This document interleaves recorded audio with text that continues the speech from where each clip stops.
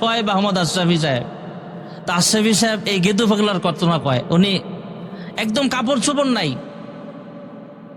তো ওনার ঘটনা শুনলাম, কাপড় চোপড় নাই কিন্তু মহিলারা যায় ওনারা খুব আদর করে।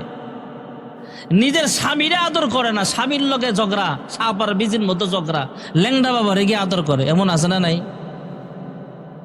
নিজের শাশুড়িরে আদর করে না, নিজের বাপেরে বাপ ডাহে না, ল্যাংড়া হয়ে রয়েছে, কাপড় চোপড় নাই, বস্ত্রহীন অবস্থায় ভণ্ড অথবা জোট্টা, তার মাথার চেঞ্জ ঠিক নাই, পাগল মানুষ। এই পাগলটারে সে পীর মানে যায় সেজদা করে। নাউজুবিল্লাহ। আসতে গেলেন যে এই কপালটা ঠেকাবো কার পায়ে? একমাত্র আল্লাহর কুদরতি পায়ে ঠেকাবো, তাছাড়া সম্ভব নয়।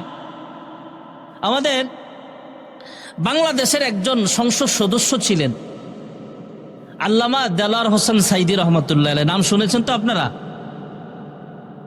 আওয়ামী লীগ বলেন, বিএনপি বলেন, জামাত বলেন, হেফাজত বলেন, যত রাজনৈতিক দল হোক বাংলাদেশে, ওনার বয়ান শোনে না এমন লোক কম আছে। আমার এক হুজুর বললেন, আমাদের এক উস্তাদ, আরো আগে, তিনি যখন জেলখানায় ছিলেন, আরো আগে 10-12 বছর আগে, বলতেছেন